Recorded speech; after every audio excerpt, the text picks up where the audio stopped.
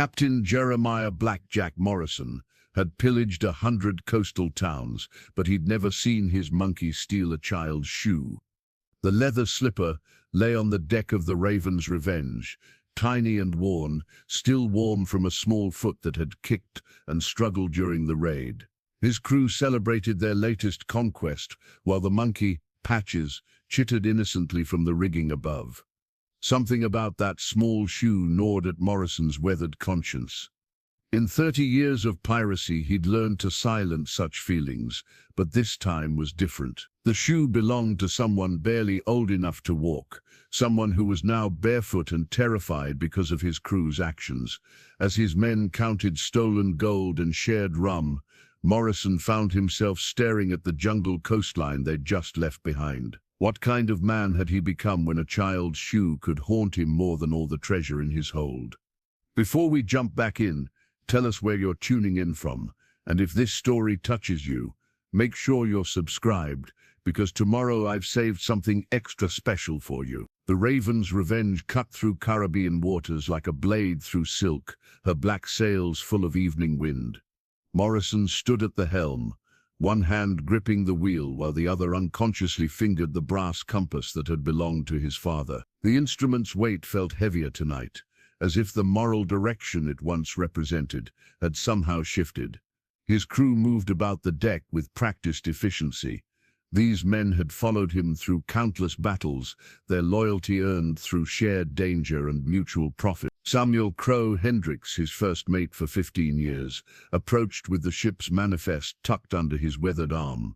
"Captain, the haul from San Miguel village totals near 3,000 pieces of 8, Crow reported, his voice carrying satisfaction, plus silver plate, jewelry and enough provisions to last us a month. Morrison nodded absently, his eyes still fixed on the distant coastline. Somewhere in that jungle, a child walked barefoot because of his actions. The thought sat in his stomach like spoiled meat. "Crow, tell me something," Morrison said, not turning from the rail. "In all our years together, have you ever wondered what becomes of the families after we leave?" Crow's weathered face creased with confusion.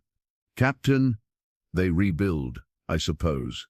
Find new ways to make their living. It's the way of things, is it?" Morrison pulled his father's compass from his pocket, its brass surface worn smooth by decades of handling. His father, Thomas Morrison, had been a merchant sailor, an honest man who navigated by stars and conscience alike. "My father used this compass to bring goods to settlements, not to take them away." "Your father never had to survive in these waters," Crow said carefully. "Honest trade don't keep a man alive when Spanish warships hunt him for sport." Morrison remembered the day he'd turned pirate. Spanish soldiers had burned his father's merchant vessel, killed the crew, left young Jeremiah floating on debris with nothing but his father's compass and a burning need for revenge. That had been 30 years ago. Somewhere along the way, revenge had become habit, and habit had become a life. Patches scampered down from the rigging, the small capuchin monkey settling on Morrison's shoulder with familiar ease. The animal had been with him for 5 years, found as an orphaned infant after a raid on a Portuguese settlement. Now Patches chittered softly, as if sensing his master's troubled mood. "Even the monkey's got more sense than to dwell on what's done," Crow observed. "Captain, the men are expecting their shares divided tomorrow.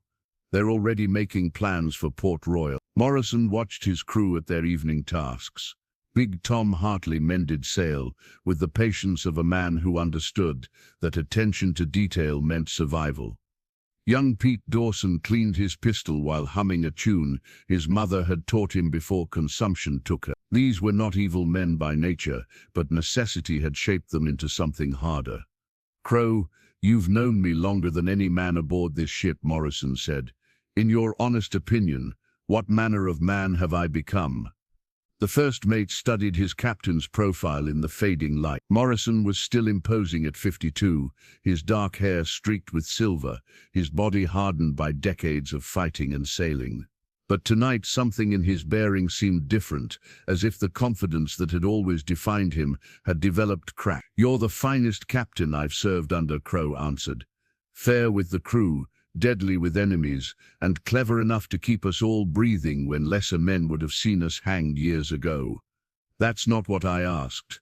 Crow was quiet for a long moment. "You're a man who's forgotten what he originally set sail to find, Captain. But that ain't uncommon in our profession." Morrison turned the compass over in his palm, feeling the inscription on its back that his father had engraved: "True north lies within." As a young man, he'd thought it referred to navigation. Now he wondered if his father had meant something deeper. "Set course for Tortuga," Morrison commanded. "But first I have business, your captain. I need to return something that doesn't belong to me." Crow followed Morrison's gaze toward the dark jungle coastline, where cooking fires from surviving settlements flickered like distant stars. The first mate had sailed with enough captains to recognize when a man stood at a crossroads, even if that man didn't recognize it himself. "Shall I prepare a landing party?" Crow asked. Morrison looked at the small leather shoe still lying on the deck where Patches had dropped it, then back at his father's compass. For 30 years, he'd been sailing away from his true north. Perhaps it was time to change course. "No," Morrison said quietly. "This is something I need to do alone." The jungle welcomed Morrison like a green cathedral, its canopy filtering moonlight into silver shafts that illuminated his path back toward San Miguel village. He moved carefully through the undergrowth, his cutlass at his side more for clearing vines than for protection, though he knew these forests held dangers beyond human comprehension. In his coat pocket, he'd folded a crude map he'd sketched from memory during the raid. Every successful pirate learned to observe escape routes and landmarks, but Morrison had always possessed an almost supernatural ability to remember terrain. The skill had saved his life more times than he could count, but tonight it served a different purpose entirely. A jaguar's distant roar echoed through the darkness, reminding him that he was no longer the apex predator in this environment. Morrison paused, listening to the symphony of night sounds: howler monkeys calling from the canopy, the rustle of creatures moving through palm fronds, the steady drip of moisture from leaves heavy with Caribbean humidity. As he walked, memories surfaced unbidden from the depths of his mind. He was 7 years old again, walking through the forests of Devon with his father, learning to read the signs that nature left for those wise enough to observe.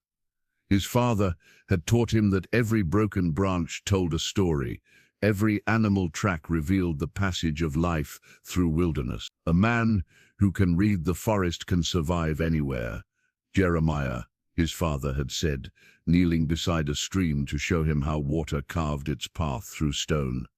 But more importantly, a man who respects what he finds in the wild learns to respect what he finds in people. Morrison had forgotten that lesson somewhere in the Caribbean blood and gunpowder of his pirate years. But tonight, following a child's footprints back through jungle paths, the wisdom returned to him with uncomfortable clarity. The vegetation grew thicker as he approached what remained of San Miguel village. Thorny vines caught at his clothing, and more than once he had to duck beneath low-hanging branches that would have knocked a less experienced traveler unconscious. The air grew heavy with the scent of recent fires, and something else, the lingering smell of fear that seemed to cling to places where violence had been done. A fer-de-lance slithered across his path, its triangular head weaving hypnotically in the moonlight. Morrison froze, knowing that movement meant death, when facing one of the deadliest snakes in the Caribbean. The serpent paused, seeming to study him with ancient, emotionless eyes, before continuing into the underbrush with fluid grace. The encounter left him shaken. In 30 years of piracy, he'd faced Spanish warships, hostile natives, and storms that could sink vessels twice the size of his own. But there was something about moving alone through this jungle, carrying a child's shoe and a guilty conscience, that made every shadow seem threatening. He consulted his hand-drawn map by moonlight, checking his position against the distinctive rock formations he'd noted during the retreat. The village lay another half-mile ahead, but already he could smell the lingering smoke from burned structures. His crew had been thorough in their destruction, as always. A branch snapped somewhere in the darkness behind him. Morrison spun, his hand moving instinctively to his pistol, but saw nothing except shifting shadows and hanging moss. Pirates developed keen senses for danger, and every instinct told him he was being watched. But by what or whom remained a mystery. The path began to slope downward toward the valley where San Miguel village had existed for 3 generations. Morrison had learned its history from prisoners taken during the raid. A community of fishermen and farmers, people who'd built simple lives far from the political complications of Spanish colonial power. They'd bothered no one, threatened no one, desired nothing except the quiet pursuit of family and survival. And he'd destroyed it all for 3,000 pieces of 8 and some silver plate. The realization struck him with physical force, stopping him in his tracks beside a massive sacropia tree, whose pale trunk gleamed like bone in the moonlight. For the first time since turning pirate, Morrison truly understood what his actions meant to the people who suffered them. These weren't faceless victims in some abstract game of maritime warfare.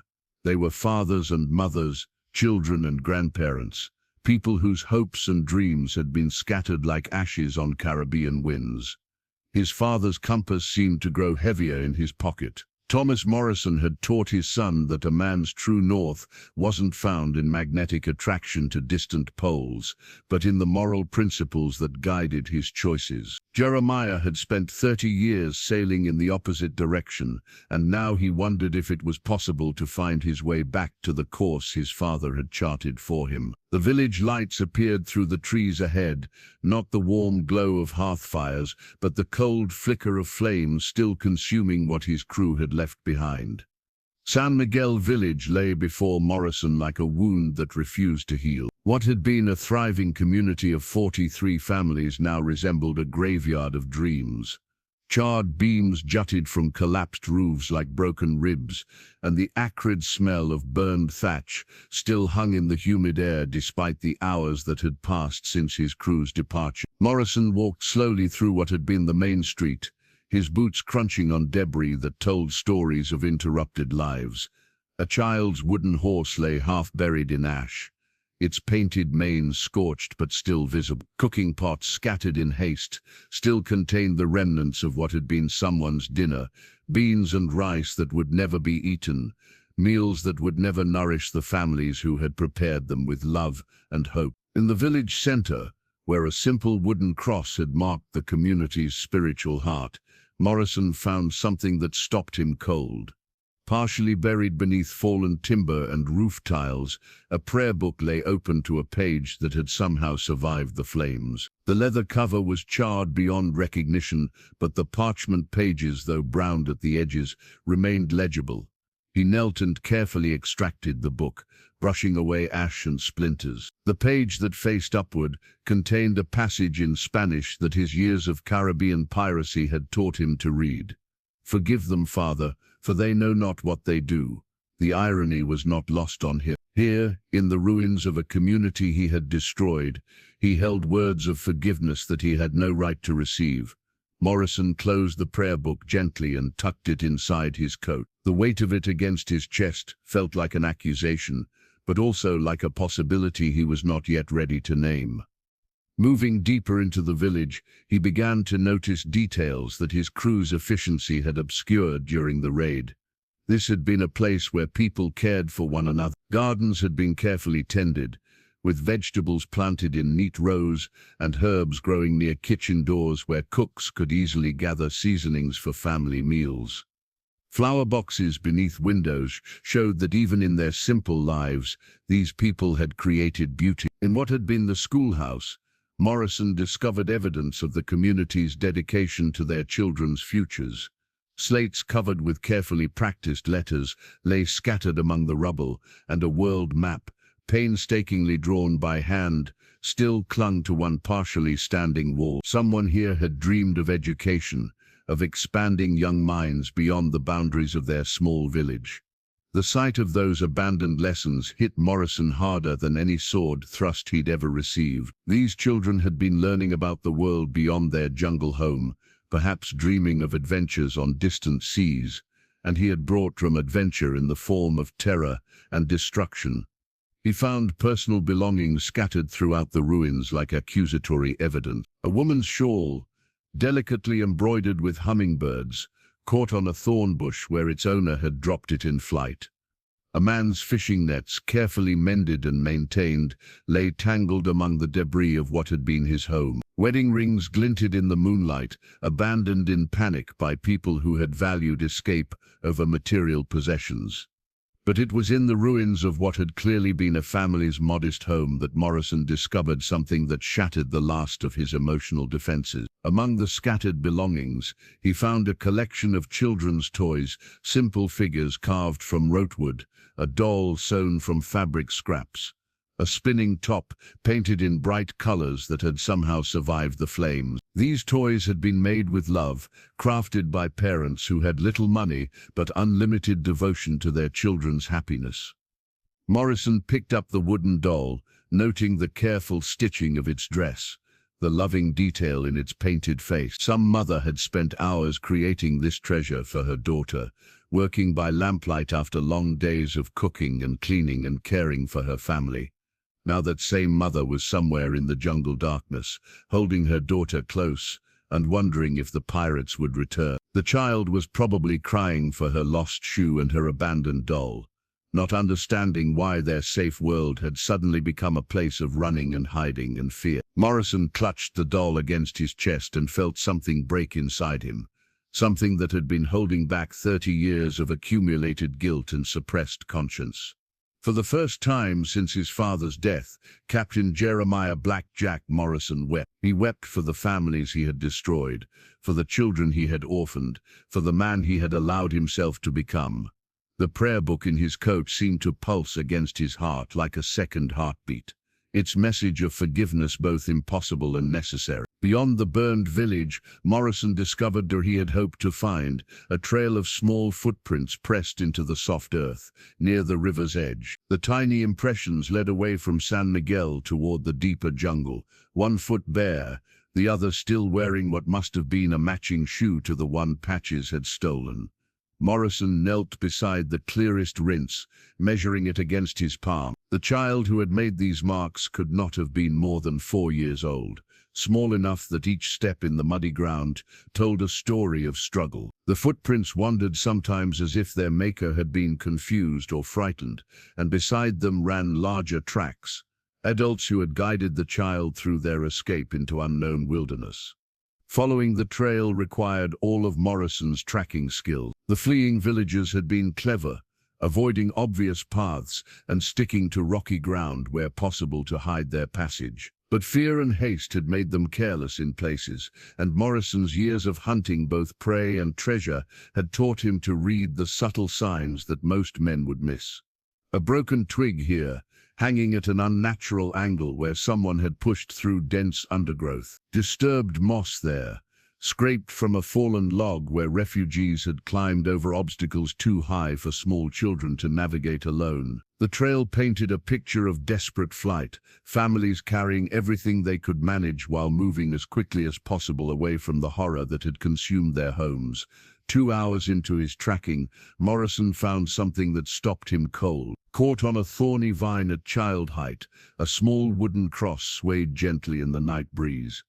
The pendant was carved from what appeared to be driftwood, worn smooth by countless small fingers that had rubbed it during prayers or moments of anxiety. A leather cord, frayed from wear, had broken when its young owner had been pulled through the jungle in haste. Morrison untangled the cross from the thorns with infinite care. The wood was warm from the day's heat, and he could see tiny scratches on its surface, marks that might have been made by nervous fingers or perhaps carved deliberately by someone learning to write.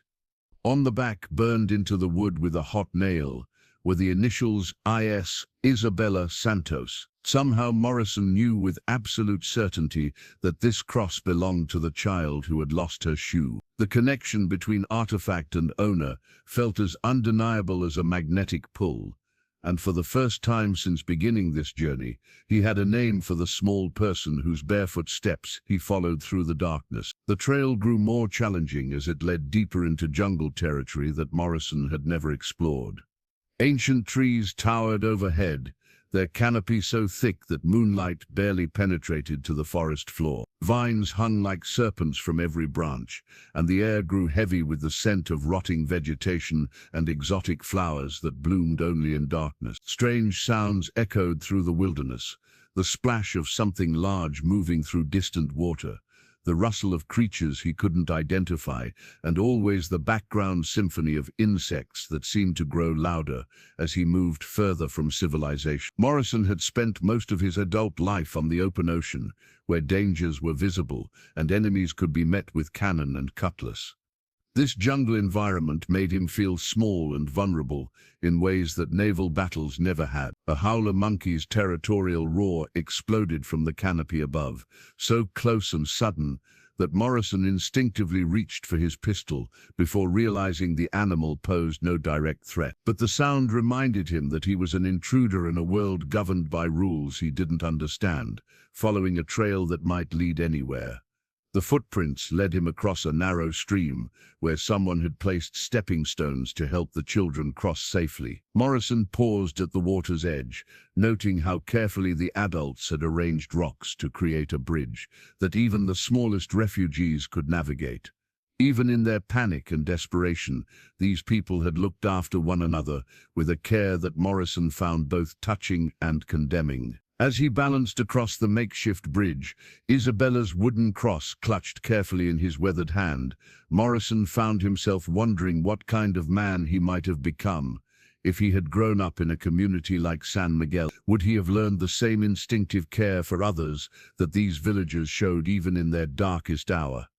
The trail continued on the far side of the stream, leading toward distant mountains, where caves and hidden valleys might offer refuge to people who had lost everything else. The sound of falling water reached Morrison's ears long before he saw its source. Following Isabella's trail up a steep, rocky slope, he emerged from dense jungle into a clearing where moonlight revealed one of the most beautiful sights he had encountered in all his years of Caribbean exploration. A waterfall cascaded down a sheer cliff face, its silver streams catching starlight as they plummeted into a pool surrounded by smooth stones and tropical flowers that bloomed white in the darkness. The air here felt cooler, cleaner, as if the falling water had washed away the jungle's oppressive humidity along with its shadows.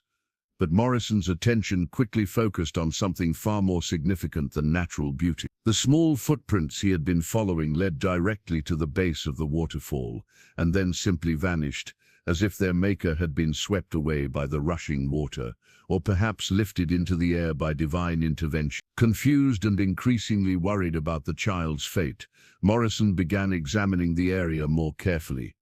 The rocky ground around the pool revealed few clues, but years of treasure hunting had taught him to look beyond the obvious. He studied the cliff face behind the waterfall, noting irregularities in the stone that suggested something more than natural formation. Moving closer to the cascade, Morrison discovered that the falling water created a curtain that concealed a narrow gap in the rock face. The opening was invisible from any distance, hidden so perfectly by the waterfall's spray that even someone standing directly in front of it might miss the entrance entirely. Here was the refugees' destination, a cave system that nature had disguised with falling water and that generations of jungle dwellers had probably used as sanctuary during times of trouble. Morrison felt a mixture of relief and trepidation as he realized that Isabella and the other survivors had found shelter, but also that he was about to intrude upon people who had every reason to fear and hate him. Before entering the cave, Morrison paused to examine the stone itself. The cliff face bore markings that were clearly not natural, carved symbols and pictographs that spoke of human habitation stretching back far beyond the Spanish colonial period. Ancient hands had shaped some of these stones, creating a monument to refuge that had probably sheltered the desperate and endangered for centuries. One particular carving caught his attention, a stone tablet embedded in the cliff face near the hidden entrance, its surface covered with symbols that seemed to blend indigenous pictographs with later Spanish colonial imagery. At the center of the tablet, Morrison could make out what appeared to be a representation of the waterfall itself, with human figures seeking shelter behind its protective curtain. Below this scene, carved in letters that time and weather had not entirely erased, Spanish words were barely visible: sanctuary for the lost, hope for the hopeless, redemption for those who seek it. The inscription appeared to be much older than San Miguel village itself, suggesting that this place had served as a refuge for generations of people fleeing various forms of persecution or disaster. Morrison traced the carved words with his finger, feeling the weight of their promise and their challenge. Was he seeking redemption? The question had not occurred to him in such direct terms before this moment, but now it seemed like the most important inquiry of his life. Fresh signs around the cave entrance confirmed recent habitation. Footprints in the muddy ground showed that multiple families had passed this way, and Morrison could see evidence of careful attempts to conceal their trail once they had reached this sanctuary. Broken branches had been arranged to hide disturbed vegetation, and someone had even scattered leaves over the most obvious tracks. The sound of voices drifted from within the cave, women speaking in hushed tones, children asking questions that were answered with gentle shushing, the unmistakable sounds of people trying to remain hidden while caring for one another in confined space. Morrison's heart clenched as he realized that his approach to their sanctuary would terrify these families who had already suffered more than any people should have to endure. Standing at the threshold between the moonlit clearing and the hidden cave, Morrison faced a choice that would define the rest of his life. He could turn around, return to his ship, and resume the only existence he had known for 30 years. Or he could step through that curtain of falling water and confront the human consequences of his actions with nothing to offer except a child's shoe, a wooden cross, and the first stirrings of conscience he had felt since his father's death. The ancient stone tablet seemed to watch him, its carved promise of redemption both an invitation and a warning. Morrison stepped through the waterfall's curtain and into a world transformed by desperation and hope. The cave stretched deeper than he had expected, its walls smoothed by centuries of water and human habitation. Flickering light from carefully shielded candles revealed families huddled together on makeshift bedding, their possessions reduced to whatever they had been able to carry in their flight from San Miguel. The moment his silhouette appeared against the cave entrance, silence fell like a physical weight.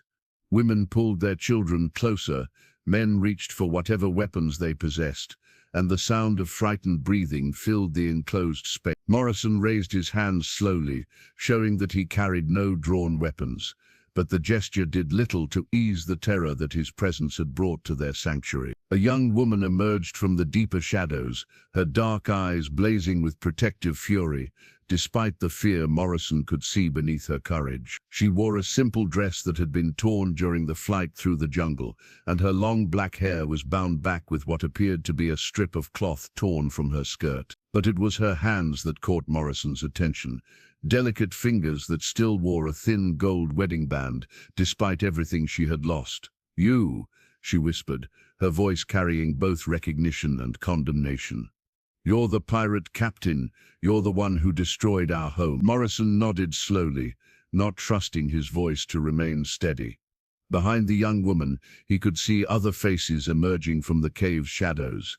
An elderly priest whose white hair gleamed in the candlelight, several families with children who peered around their parents' protective embrace, and there, sitting on a folded blanket with one bare foot, a small girl with enormous dark eyes who clutched a wooden doll against her chest.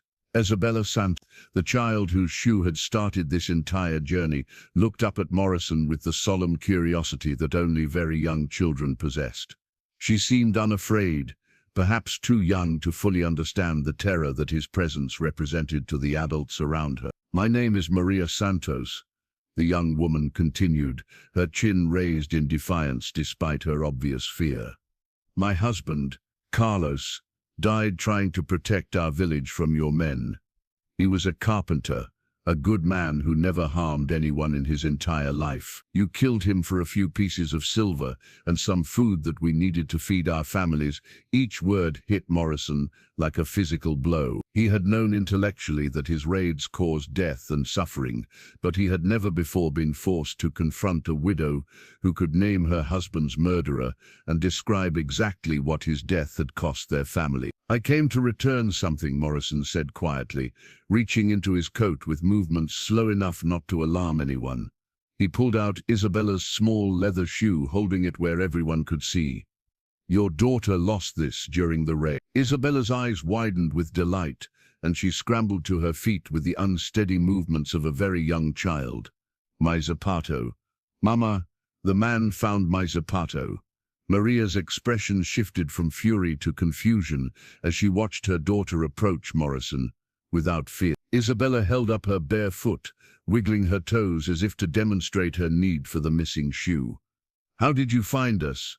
Maria asked, her voice still wary but no longer filled with the same blazing anger. "I followed her footprints," Morrison replied, kneeling to Isabella's level and offering her the shoe.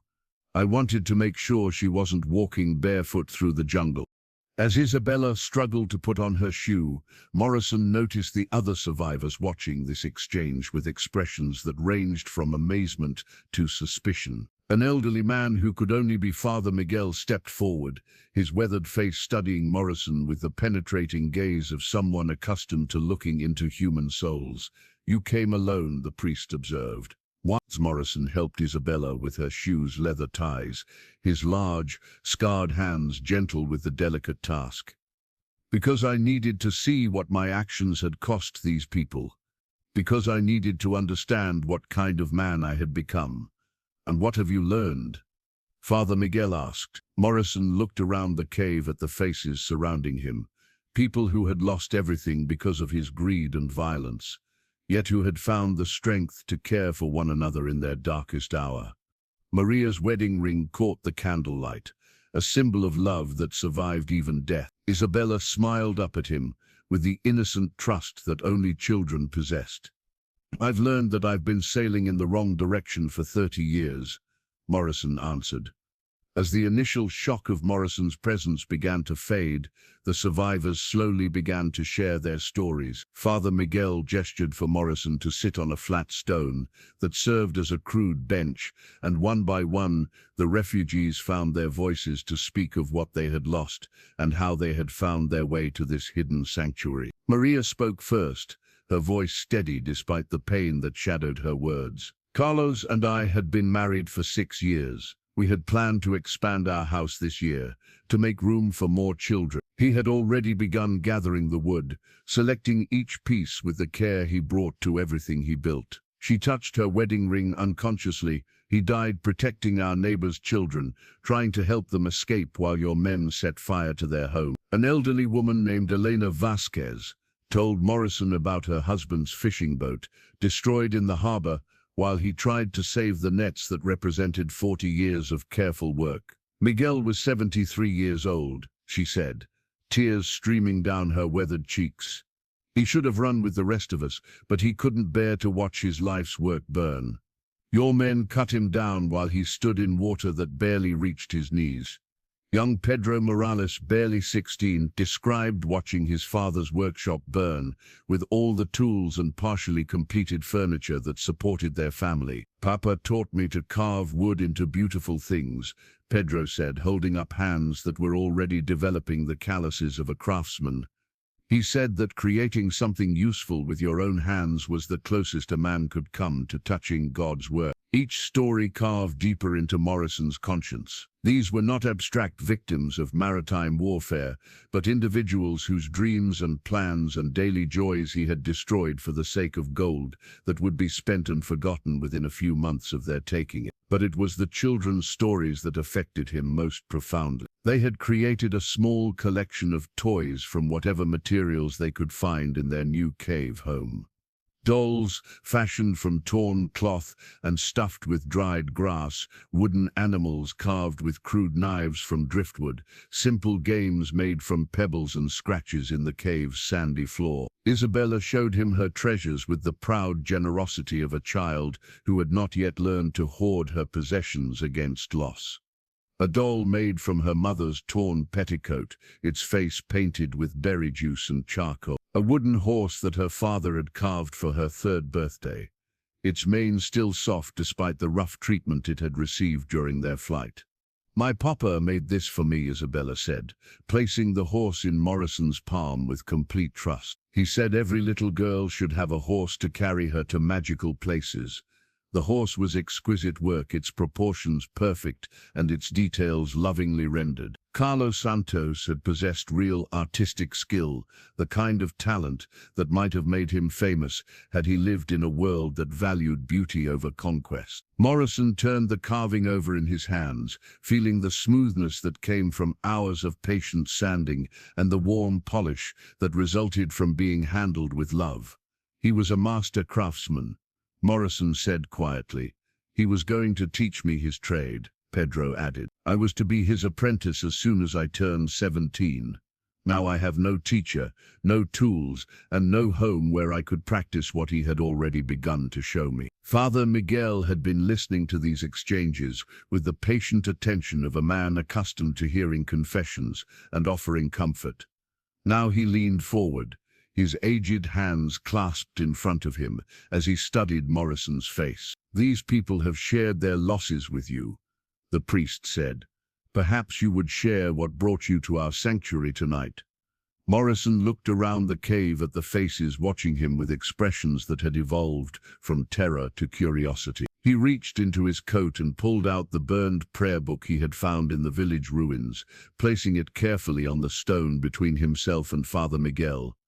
"I found this in what remained of your church," Morrison said. "It was open to a passage about forgiveness, about people not knowing what they do." He paused, struggling with words he had never expected to speak. "I'm beginning to understand that I've spent 30 years not knowing what I was doing, but that ignorance doesn't excuse the harm I've caused." The prayer book lay between them like a bridge across an impossible gulf, its burned pages testament to both destruction and the survival of hope. The sound of chattering from the cave entrance caused every adult to freeze in terror, their eyes wide with the fear that Morrison's crew had followed their captain to this hidden sanctuary. But Morrison recognized the voice immediately, and despite everything, he found himself smiling for the first time in months. "Patches," he called softly, and the small capuchin monkey scampered through the waterfall's curtain, his brown fur dripping wet but his dark eyes bright with excitement at having found his master.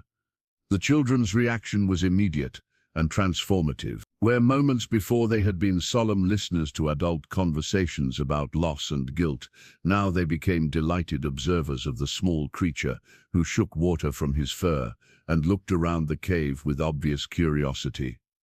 Isabella was the first to overcome her initial surprise. "Mama, look, it's a little monkey."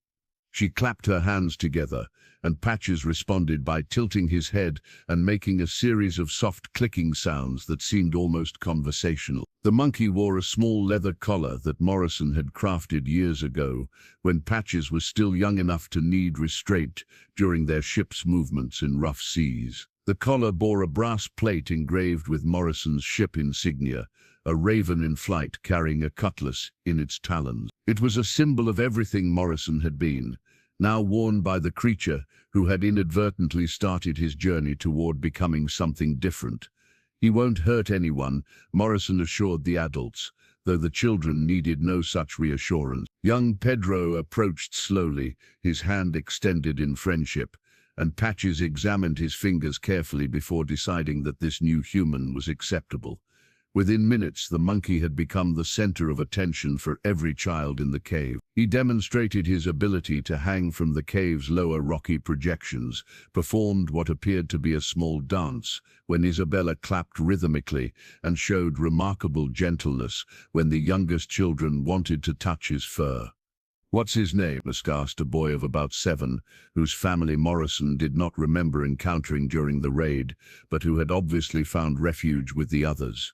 "Patches," Morrison replied. "I found him as an infant after a raid on a Portuguese settlement 5 years ago. His mother had been killed, and he was too young to survive alone." The irony of this history was not lost on Maria, who watched her daughter playing with the orphaned animal. "So you destroyed his family too," she observed, though her tone held more sadness than anger.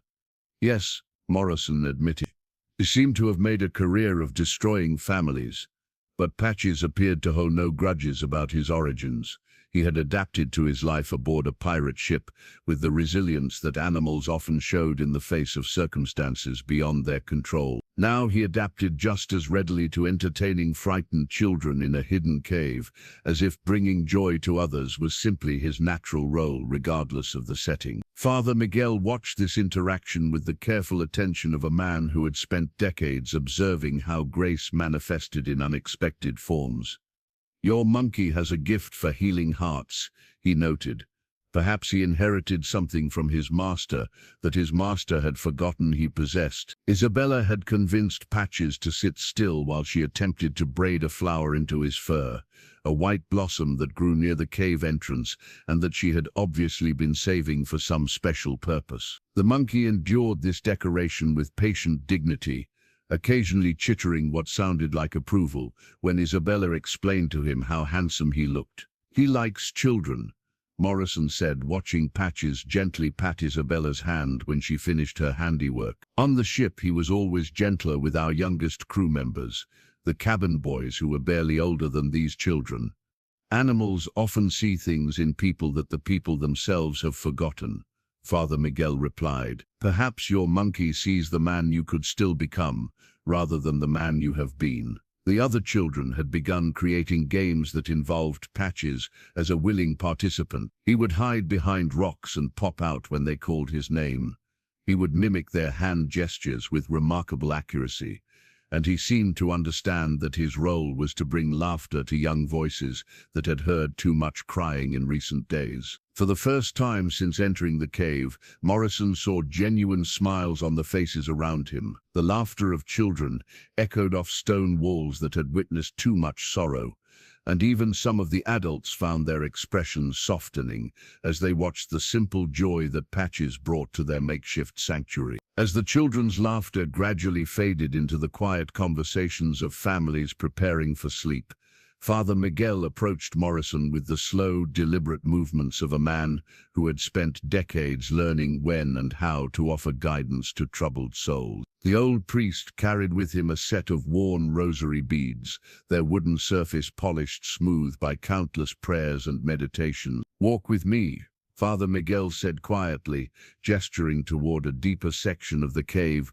where they could speak without disturbing the families who were settling down for the night. Morrison followed, leaving Patches contentedly curled up beside Isabella, who had refused to let the monkey move more than arm's length away from her makeshift bed. The deeper cave opened into a natural chapel of sorts, where limestone formations had created what appeared to be an altar surrounded by flowing stone curtains. Centuries of water had carved this space into something that felt sacred, and Morrison could see evidence that it had been used for worship by previous refugees. Small crosses carved into the stone, candle stubs burned down to nothing, and scratched prayers in various languages that testified to the desperate hope of people who had found shelter here over the generations.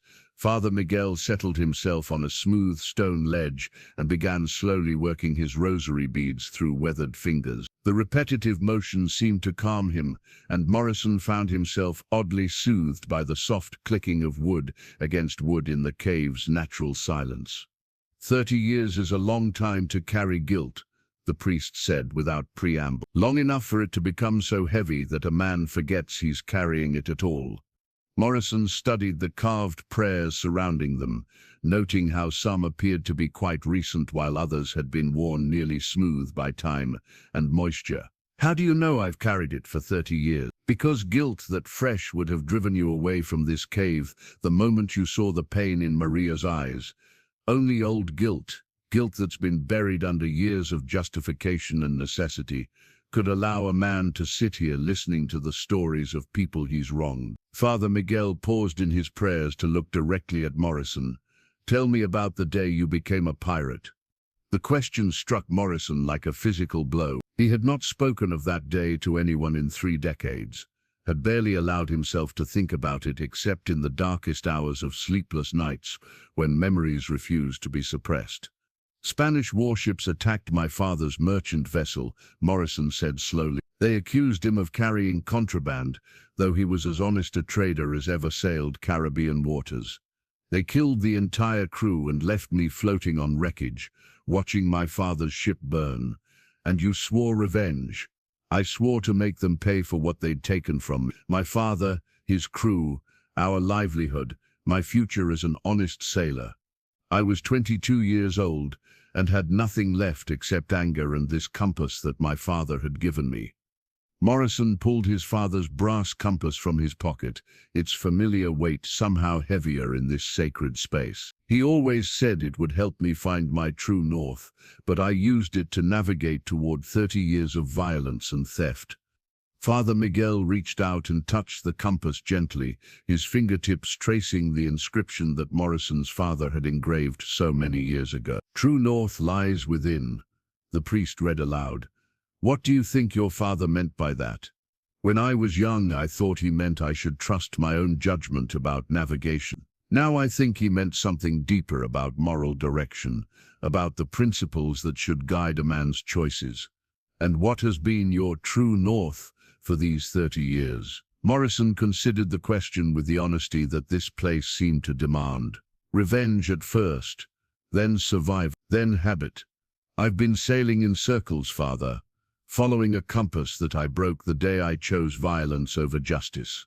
The priest continued his quiet prayers, the rosary beads moving steadily through his fingers while he absorbed Morrison's confession. Redemption is not about erasing the past, he finally said. It's about choosing a different future, despite the weight of what came before. How does a man find forgiveness for 30 years of causing exactly the kind of pain I've seen in this cave tonight? Father Miguel smiled, and Morrison was surprised to see genuine warmth in the expression.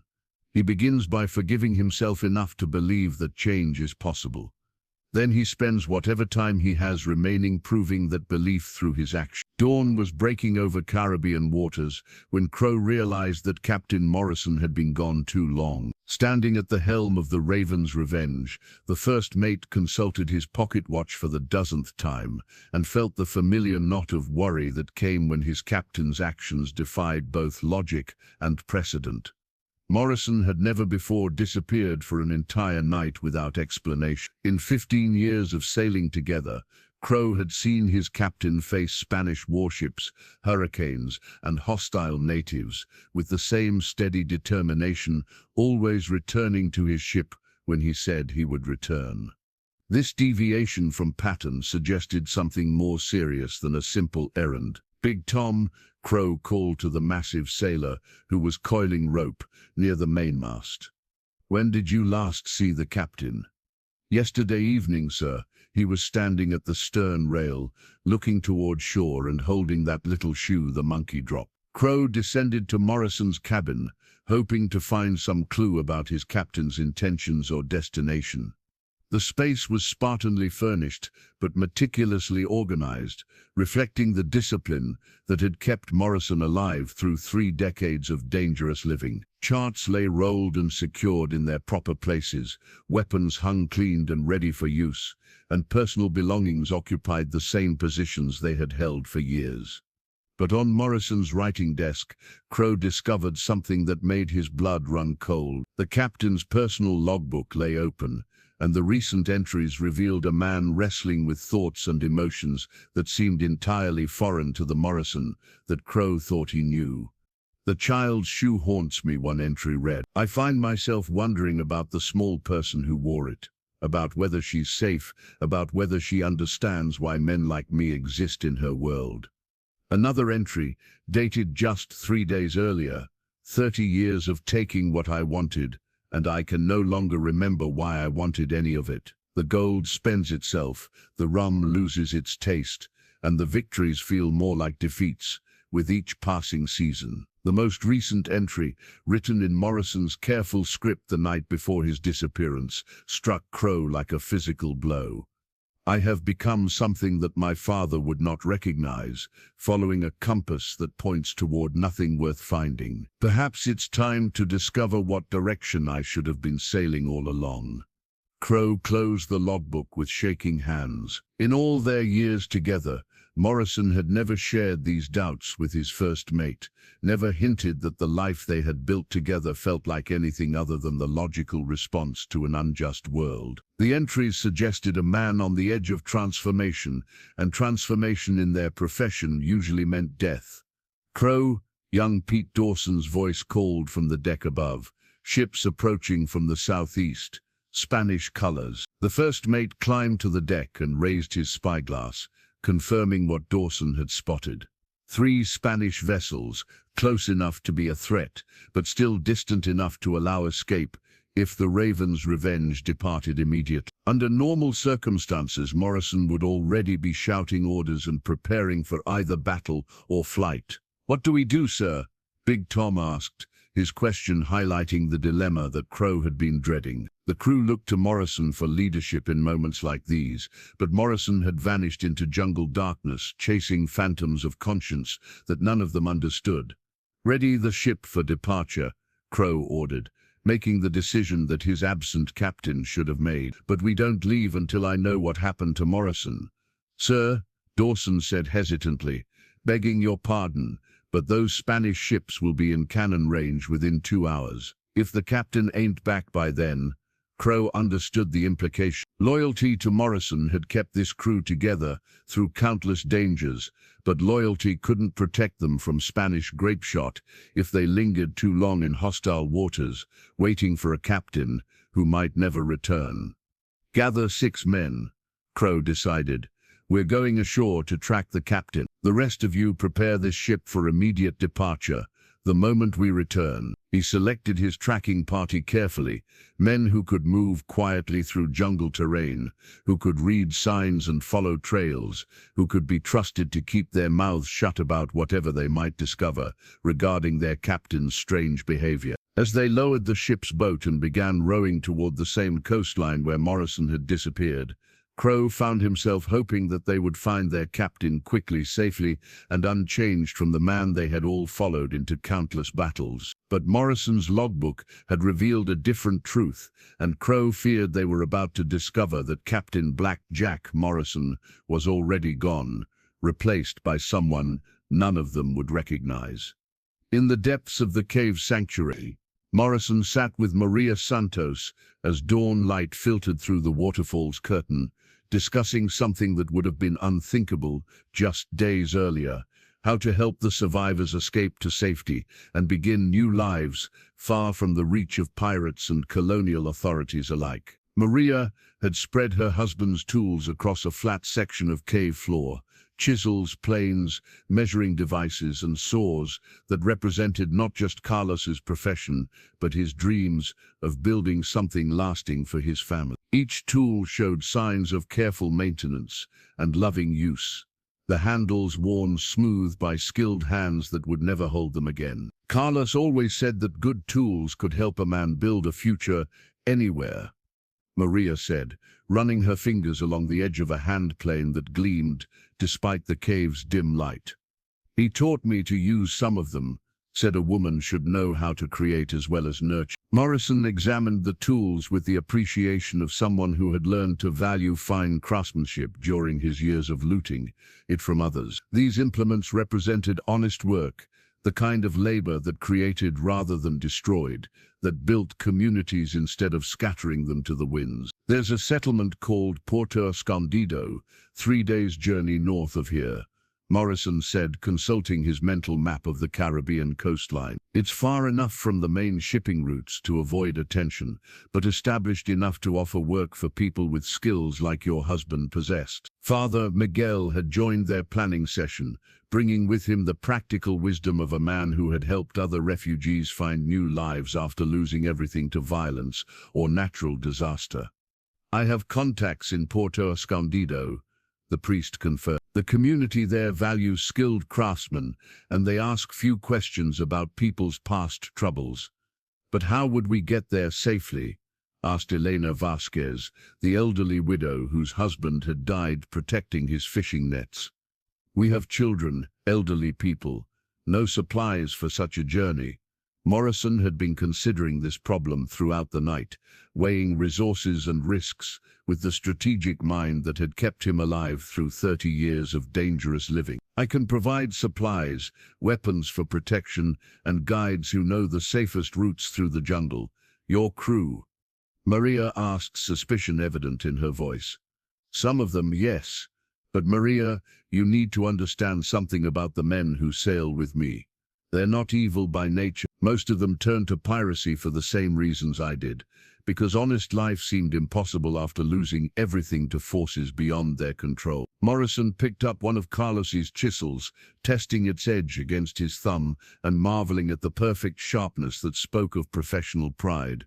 If I offered them a chance to use their skills for building instead of destroying, some would take it. Perhaps many would take it. Father Miguel nodded thoughtfully. Redemption is often a community effort. Men who might not find the strength to change alone can sometimes transform together. But what about those who wouldn't choose a different path? Maria pressed. What about the ones who prefer violence and theft to honest work?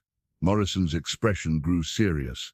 Those men would no longer sail with me, and if they tried to interfere with your escape or threaten your new lives in any way, they would discover that I remember everything they taught me about violence, even if I choose not to use those skills for the same purposes anymore. The conversation was interrupted by Isabella, who had awakened and immediately gone searching for Patches.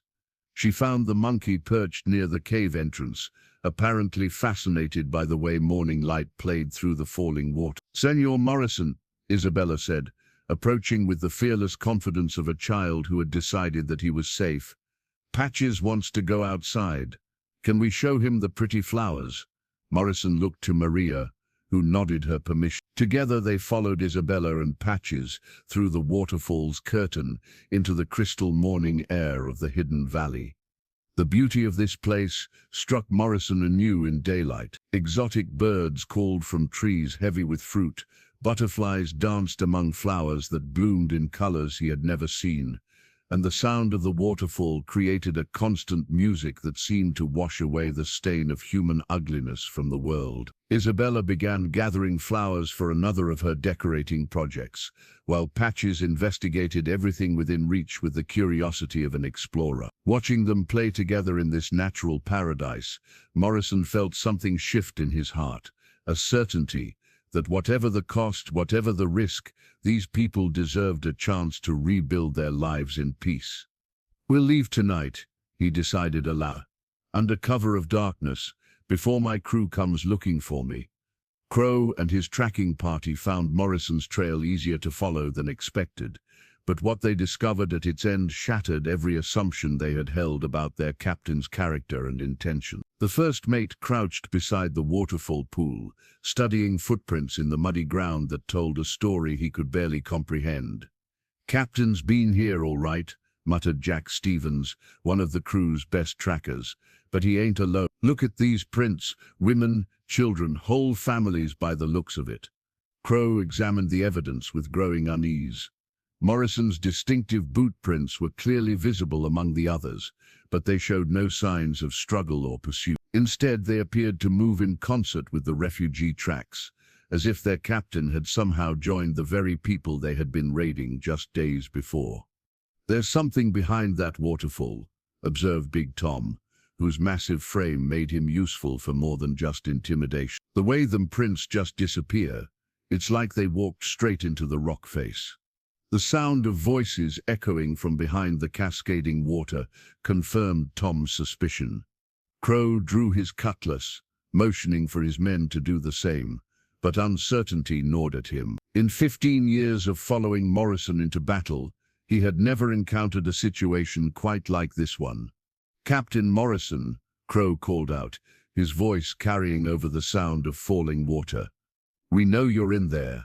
The ships in danger, Spanish vessels approaching from the southeast. The voices behind the waterfall fell silent, and for a long moment, the only sounds in the hidden valley were the splash of falling water and the nervous breathing of armed men who suddenly found themselves in a situation their experience hadn't prepared them to handle. Then Morrison appeared through the waterfall's curtain, but the man who emerged was not quite the captain that Crow remembered. Morrison moved with the same confident bearing, carried the same weapons, wore the same clothes, but something fundamental had changed in his bearing, in the way he held himself, in the expression that crossed his weathered features when he saw his armed crew. "Crow," Morrison said quietly, his voice carrying none of the authority that usually characterized his commands.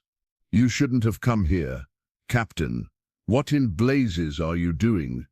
Crow demanded, though he kept his cutlass lowered out of respect for their long partnership. "We've been waiting for you all night, and now Spanish warships are closing in on our position." Morrison's hand moved instinctively to the ornate cutlass at his side, the weapon that had carved his reputation across Caribbean waters, that had drawn blood in more battles than he could count, that had become as much a symbol of his identity as his ship or his crew. But now, standing between his old life and the new path he was trying to choose, the sword felt like a burden rather than a tool.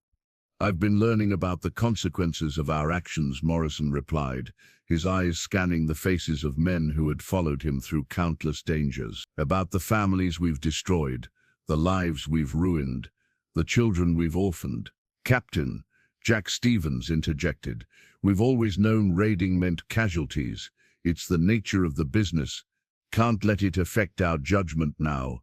Can't." Morrison drew his cutlass slowly, but instead of threatening his crew with it, he held the weapon up where they could all see its ornate blade and jeweled handle. "This sword has killed more men than I can remember, Jack. Good men, some of them. Men with families who loved them." Behind him, Morrison could hear movement from within the cave. Maria and the other adults positioning themselves to protect the children if this confrontation turned violent.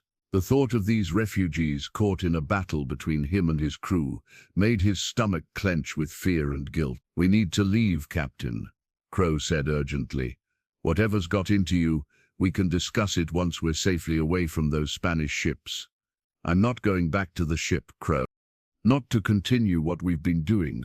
The words fell between them like a gauntlet thrown down in challenge. Crow stared at his captain with the shock of a man whose entire world had suddenly shifted on its axis. For 15 years, Morrison had been the fixed point around which all their lives revolved. The source of orders, the architect of their survival, the leader whose judgment had never failed them. Now that same man stood before them, with a sword he seemed reluctant to use, speaking of consequences and families, as if such considerations had any place in a pirate's calculations. "Then what are you saying, Captain?" Crow asked slowly. Morrison looked down at his cutlass one more time, then back at the men who had followed him so faithfully for so long. "I'm saying that some of us need to choose a different course." The confrontation that Morrison had been dreading finally erupted when Crow pulled a rolled parchment from inside his coat. The ship's articles that every member of the Raven's Revenge had signed when joining the crew. The document represented more than just rules and regulations. It was the sacred bond that held their floating community together in a world that offered them no other sanctuary.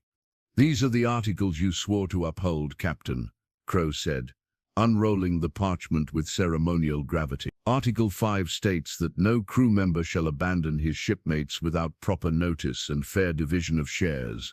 Article 8 requires that all major decisions affecting the crew's welfare be put to a vote." Morrison stared at the familiar document, remembering the day he had helped draft those very rules. They had seemed like wisdom then, a way to ensure loyalty and prevent the kind of mutiny that destroyed so many pirate crews. Now they felt like chains binding him to a life he could no longer live. "And what does Article 12 say about protecting innocence?" Morrison asked quietly. "There is no Article 12 about innocence," Crow replied, confusion evident in his voice. "Exactly. We never thought to include protection of the innocent in our sacred rules, Crow. Doesn't that tell you something about what we've become?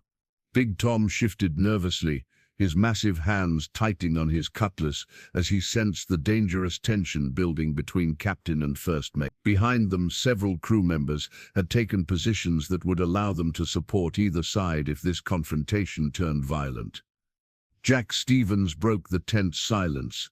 "Captain, I don't know what's happened to you in that cave, but we've got real problems to solve. Those Spanish ships will be in cannon range within the hour, and we can't sail without our captain."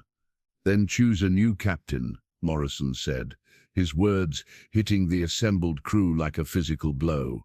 "Crow's been my first mate for 15 years. He knows the ship, the trade routes, the contacts. Vote him into command if that's what you need to do." "I don't want command," Crow said fiercely. "I want my captain back. The man who's kept us alive through battles that should have killed us all, who's made us rich beyond what any of us dreamed when we first took to piracy." Morrison looked around at the faces of men who had risked their lives following his orders, who had shared their plunder with him, who had become the closest thing to family that his chosen life allowed. The weight of their loyalty felt heavier than any treasure chest he had ever carried. "Some of you have been with me for over a decade," Morrison said slowly.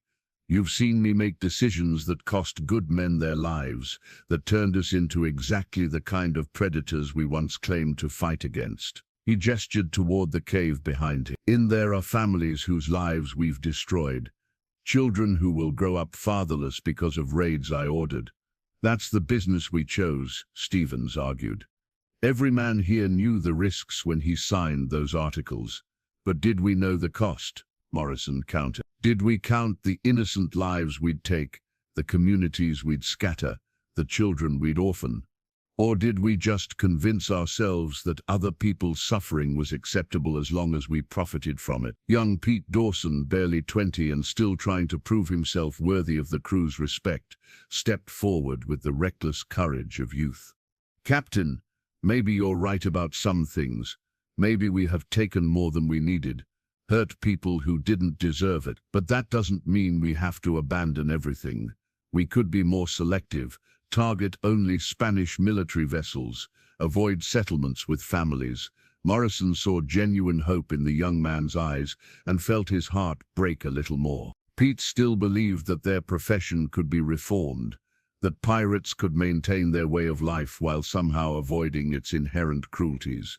"Pete," Morrison said gently, "I tried to tell myself the same thing for years. But there's no such thing as honorable piracy. Every ship we take belongs to someone. Every cargo we steal was meant to feed someone's family. Every settlement we raid is home to people who just want to live their lives in peace." The ship's articles in Crow's hands seemed to flutter in the morning breeze, their carefully written rules suddenly inadequate to address the moral complexity of the situation they faced. These documents had been designed to govern the behavior of men who lived outside society's laws, but they offered no guidance for men who wanted to rejoin the human community they had spent years preying upon. The moment of decision arrived when Jack Stevens raised his cutlass and pointed it directly at the cave entrance where the survivors had taken refuge. "Maybe you've lost your nerve, Morrison, but I haven't forgotten what these people cost us. Half our men dead or wounded in that raid, and for what, a few hundred pieces of eight and some trinkets." "Jack, lower your weapon," Morrison commanded, but his voice lacked the authority that had once made grown men tremble. "You're not my captain anymore," Stevens snarled. "You gave up that right when you chose them over us. And I say we finish what we started in San Miguel. No witnesses, no complications." Morrison's hand moved to his cutlass, but before he could draw the blade, a small voice called out from behind the waterfall. "Senor Morrison, is everything okay?" Isabella appeared through the curtain of falling water, her dark eyes wide with concern as she took in the scene of armed men facing her protector.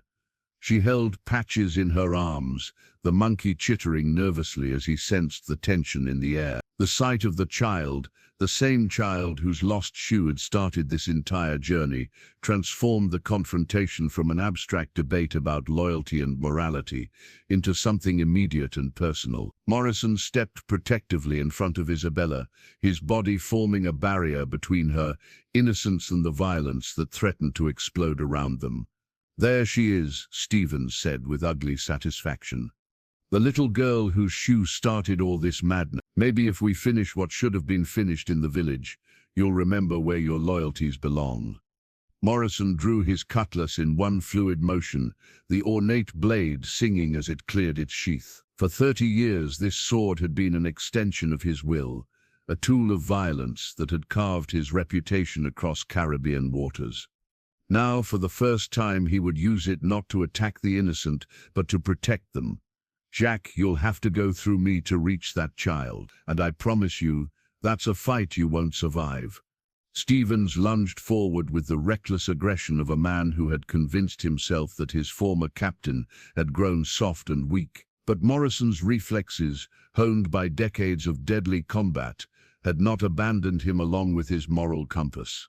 He parried Stevens' attack with contemptuous ease and riposted with a thrust that opened a red line across the younger man's sword arm. "I haven't forgotten how to fight, Jack," Morrison said quietly. "I've just chosen to fight for something worthwhile." The confrontation might have ended there, but Stevens' cry of pain and rage brought Big Tom charging forward with his massive cutlass raised above his head. Morrison spun to meet this new threat, but found himself caught between protecting Isabella and defending against an opponent whose strength could split a man in half. Patches suddenly screeched and leaped from Isabella's arms directly at Tom's face, his small claws and teeth finding targets that made the giant pirate roar with pain and surprise. The distraction gave Morrison the opening he needed to duck under Tom's wild swing and drive his elbow into the larger man's solar plexus, dropping him to his knees, gasping for breath. "Enough!" Crow's voice cut through the chaos like a whip crack. The first mate stood with his pistol drawn, though Morrison couldn't tell whether it was aimed at the rebels or at him. "Stevens, Tom, stand down. Now." "Crow," Stevens gasped, clutching his bleeding arm. "You can't let him choose strangers over his own crew." "I can let him choose whatever path his conscience demands," Crow replied, his weathered face showing the strain of a man torn between conflicting loyalties.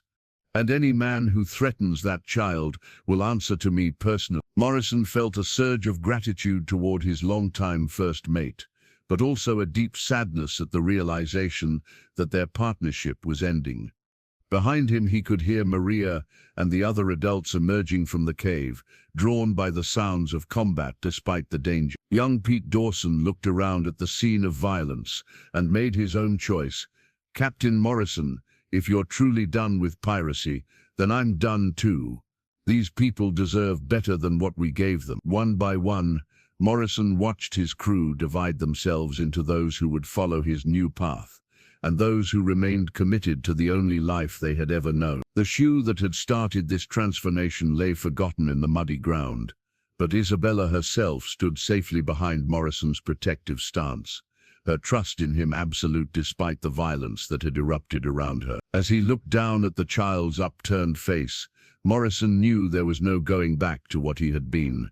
The jungle journey to Puerto Escondido tested every survival skill Morrison had acquired during 30 years of dangerous living, leading 17 refugees through treacherous terrain, while evading both Spanish patrols and the crew members who had chosen to remain loyal to their pirate articles, required the kind of strategic thinking that had once made him legendary among Caribbean raiders. Morrison removed his captain's hat, the black tricorn with its distinctive raven feather that had dared his signature across a dozen islands, and handed it to Pete Dawson as they prepared to ford a dangerous river crossing. The hat represented everything he had been, the authority, the reputation, the identity that had defined him since his father's death 30 years ago. "Pete, take us to the other side and plant it on that fallen tree where anyone tracking us will see it." Morrison instructed. Let them think I tried to cross here and was swept away by the current. Young Dawson understood immediately. The hat would serve as a false trail, drawing Stevens and the hostile crew members downstream, while the real party took a more difficult but safer route through the mountain. Captain, Pete said quietly, are you sure about giving this up? That hat's been with you longer than most of us have. Morrison looked at the tricorn that had shaded his eyes during countless battles, that had been knocked from his head by Spanish cannonballs and soaked with Caribbean rain and spray. It was more than clothing, it was a symbol of the man he had chosen to become after his father's murder. Some symbols need to be abandoned before new ones can take their place. Morrison replied, watching as Pete secured the hat in a position where it would be visible to anyone following their original trail. The refugees had organized themselves with the efficiency of people who understood that survival depended on cooperation.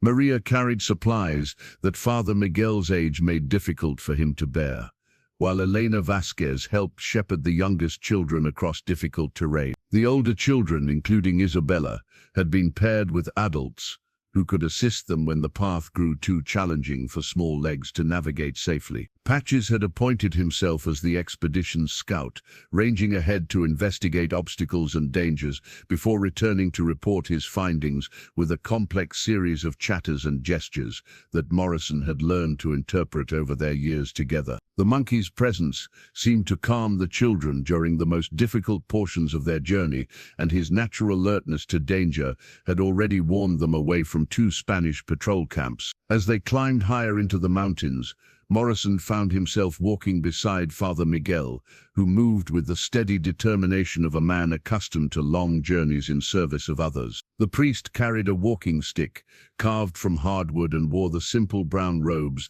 that marked him as a Franciscan committed to serving the poorest members of society. You're sacrificing everything for people you barely know, Father Miguel observed as they paused to rest beside a mountain stream. Your ship, your crew, your identity, your fortune. Most men would consider that foolishness. Morrison knelt beside the stream and filled his water flask, noting how the clear mountain water reflected his face like a mirror. The reflection showed him a man who looked older than his 52 years, weathered by decades of violence and moral compromise, but also somehow cleaner than he remembered being in years. My father used to say that a man's true wealth wasn't measured in gold or silver, but in the number of people who were better off because he had lived, Morrison replied. I spent 30 years accumulating the wrong kind of treasure.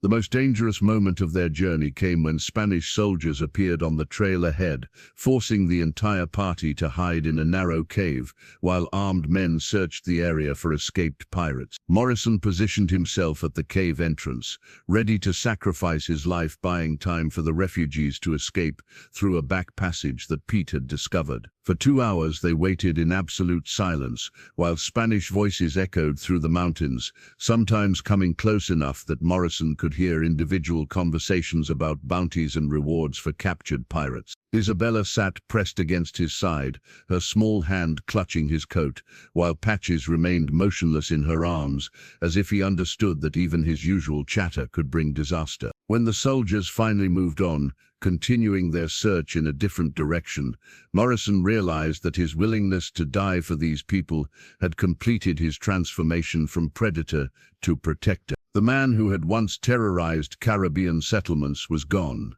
replaced by someone he was still learning to understand.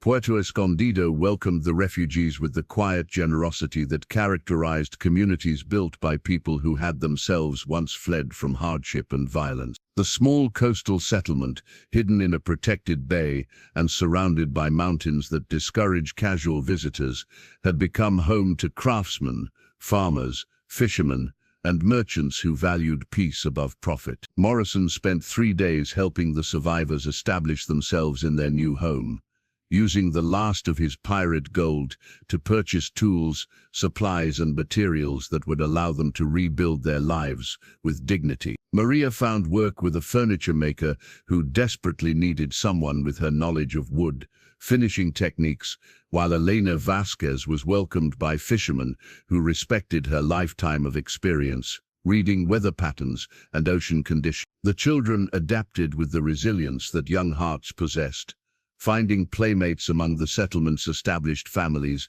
and discovering that their new home offered opportunities for education and growth that San Miguel had never been able to provide. Isabella appointed herself as Patch's official caretaker, teaching the monkey to help with simple tasks while entertaining the other children with stories of their adventure through the jungle. On his final evening in Puerto Escondido, Morrison sat with Father Miguel on the beach, watching the sun set over Caribbean waters that had been his home for 3 decades, but would never again serve as his hunting ground. "What will you do now?" the priest asked, his weathered hands working his rosary beads with the automatic rhythm of a lifetime's devotion. "You've given up everything that defined your identity, but you're still young enough to build something entirely new." Morrison considered the question while watching Isabella play in the surf with several other children, their laughter carrying across the sand like music. The small girl who had lost her shoe and inadvertently saved his soul seemed to have recovered completely from the trauma of seeing her village destroyed. Children possessed that gift. Morrison reflected, the ability to heal from wounds that would cripple. "I've been thinking about something my father once told me," Morrison said slowly.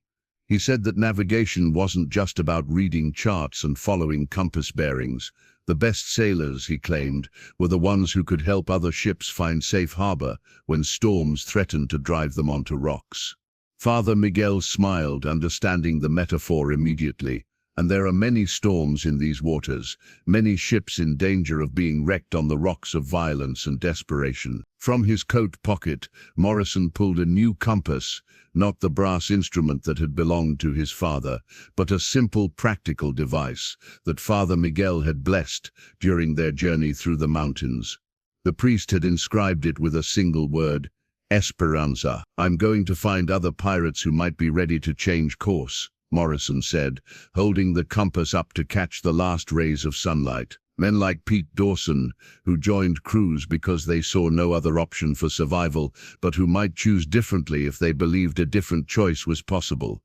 "That's dangerous work," Father Miguel observed. "Pirates don't usually welcome attempts at reformation, and colonial authorities won't trust a former pirate captain regardless of his intentions." Morrison nodded, understanding the challenges that lay ahead. "But someone needs to try. There are men on pirate ships right now who became criminals because the world offered them no legal way to feed their families. If I can show them that redemption is possible, that honest work can provide security and dignity, maybe some will choose to follow a different compass bearing." Isabella ran up from the water's edge, her dress damp with sea spray and her face glowing with the happiness of a child who felt safe and loved. She carried a shell that she had found among the rocks, perfectly formed and beautiful in its simplicity. "Senor Morrison, look what the ocean gave me," she said, pressing the shell into his palm. "Mama says you're leaving tomorrow, but I want you to have something pretty to remember her." Morrison accepted the shell with hands that had once been steady only when holding weapons or counting stolen gold. Now they trembled slightly as he realized that this small girl whose shoe he had followed through jungle darkness was giving him a treasure more valuable than any pirate hoard he had ever captured. "Thank you, Isabella," he said softly. "I'll carry this with me wherever I go, and whenever I look at it, I'll remember the little girl who taught me that sometimes losing something can help you find what you were really looking for." 5 years had passed since Captain Jeremiah "Blackjack" Morrison disappeared behind a waterfall and emerged as simply Jeremiah Morrison, teacher and guide to reformed sailors seeking honest lives in Caribbean ports. On Isabella's 9th birthday, he sat at a simple wooden table in Puerto Escondido, writing the letter he had promised to send every year since leaving the settlement where she had found her new life. The letter bore no resemblance to the ship's logs he had once kept, filled with records of plunder and violence. This correspondence spoke of children learning to read, of former pirates discovering talents for carpentry and farming, of communities slowly learning to trust men who had once been their enemies. "My dear Isabella," Morrison wrote in the careful script that years of teaching had made more precise, "I hope this letter finds you well and happy on your 9th birthday. I think of you often, especially when I meet children who have lost their homes and families to the kind of violence that once defined my own life." Patches, now showing signs of age but still possessing the curious intelligence that had made him such a perfect companion for both piracy and redemption, sat on the windowsill watching Morrison work. The monkey had adapted to their new life with the same grace he had shown during their years aboard the Raven's Revenge, though he seemed to prefer their current occupation of teaching navigation and seamanship to young men who wanted to earn honest livings on the water. Morrison paused in his writing to examine Isabella's shell, which he carried in a place of honor in his writing case. The simple treasure had survived 5 years of travel through Caribbean islands where Morrison had established schools for former pirates and havens for families displaced by colonial violence. Each time he looked at it, he remembered the moment when a small girl's generosity had shown him what true treasure looked like. "I have wonderful news to share with you," Morrison continued writing. "Last month I received a letter from Pete Dawson, who has established a successful shipbuilding business in Barbados. He employs 12 former pirates, all of whom have learned to create vessels that carry cargo and passengers rather than weapons and stolen goods. Pete asked me to tell you that he still wears the compass you blessed for him during our journey to Porto Escondido." Through his window, Morrison could see the harbor where honest merchant vessels waited to carry trade goods between settlements that had learned to prosper through cooperation rather than conquest. His own small sloop, the New Dawn, rocked gently at anchor beside fishing boats and trading vessels whose captains knew Morrison's reputation, but understood that reputations could be transformed through consistent action over time. The work was not always easy. Colonial authorities remained suspicious of any former pirate, regardless of his current intentions, and some communities refused to believe that men who had once been predators could become protectors. But gradually, through patient demonstration rather than dramatic gestures, Morrison had built a network of reformed sailors who proved daily that redemption was possible for anyone willing to choose a different course. "I have also learned that Maria has married again, a kind man named Roberto, who treats you as his own daughter and helps your mother in the furniture workshop she now owns. Father Miguel writes that you have become an excellent student and that you help teach younger children to read. I am not surprised by this news, since you always possessed the gift of bringing joy and learning to everyone around you." Morrison signed the letter with the name he had reclaimed from his pirate past, then sealed it with wax that bore the simple impression of a compass rose pointing toward hope rather than conquest. Tomorrow, the letter would travel aboard one of the merchant vessels whose captains had learned to trust the former pirate, who now served as a beacon for men seeking to navigate away from lives of violence. As evening light faded over Caribbean waters that had once run red with the consequences of his choices, Morrison reflected on the strange journey that had led him from the deck of a pirate ship to the schoolroom of a settlement dedicated to second chances. A small girl's lost shoe had become the first step on a path toward redemption that he was still walking, still discovering, still grateful to follow. Patches chittered softly from his perch, and Morrison realized the monkey was watching a group of children playing on the beach below, their laughter carrying on the evening breeze like a promise that innocence could survive, even in a world that often seemed dedicated to destroying it. The man who had once been called Black Jack. Morrison smiled and began preparing his lessons for tomorrow's students.